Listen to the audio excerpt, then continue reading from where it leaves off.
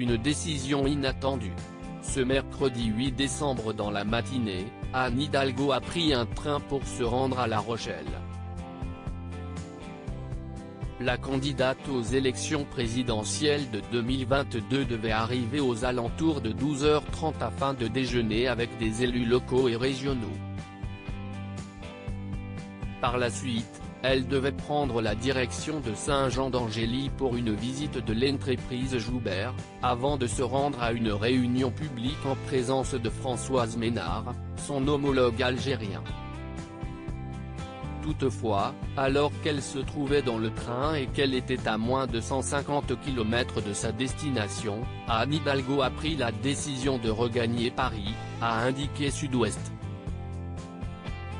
Aux alentours de 11h, elle est donc descendue à la gare de Poitiers.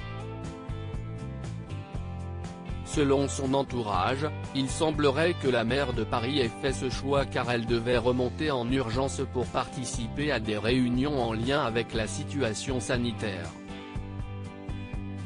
Pour rappel, l'épidémie de Covid-19 repart à la hausse depuis plusieurs semaines et le gouvernement s'inquiète fortement de la suite des événements. Un demi-tour improbable mais qui semblait être nécessaire pour la candidate.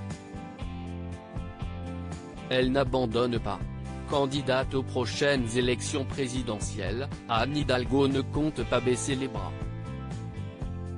En direct de Télématin ce mercredi 8 décembre, la maire de Paris a dévoilé ses ambitions et a mentionné une France réconciliée où les inégalités sociales ne seront plus d'actualité, a-t-elle d'abord assuré. Par la suite, elle a évoqué une unité autour du Parti socialiste. En effet, elle a précisé, « Quand je vois l'état de notre pays, je suis très heureuse d'être engagée dans notre campagne. » Toutefois, Anne Hidalgo précise que cette campagne n'est pas de tout repos. Je n'imaginais pas que ce serait un parcours de santé, mais vous savez, dans ma vie je n'ai jamais eu de parcours de santé, s'est-elle amusée. Face à elle se trouvent Valérie Pécresse, Éric Zemmour ou encore Emmanuel Macron mais Anne Hidalgo est bien décidée à se faire entendre. Je suis au rendez-vous parce qu'il faut combattre à la fois cette extrême droite avec les valeurs, et apporter les solutions qui sont d'abord les solutions de justice sociale sur l'école, sur l'hôpital, sur nos services publics, et non sur la suppression des fonctionnaires, a-t-elle conclu. Anne Hidalgo, où va-t-elle tenir son premier meeting? Comme ses concurrents, Anne Hidalgo a bien l'intention d'exposer son programme.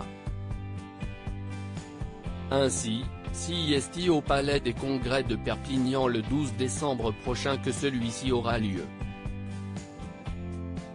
Il s'agit d'un choix symbolique selon son entourage puisqu'elle souhaite s'afficher comme une candidate de combat contre l'extrême droite, ont-ils assuré. Toutefois, elle n'a pas oublié la crise sanitaire et seules les personnes munies d'un pass sanitaire pourront y assister. Loading DJ.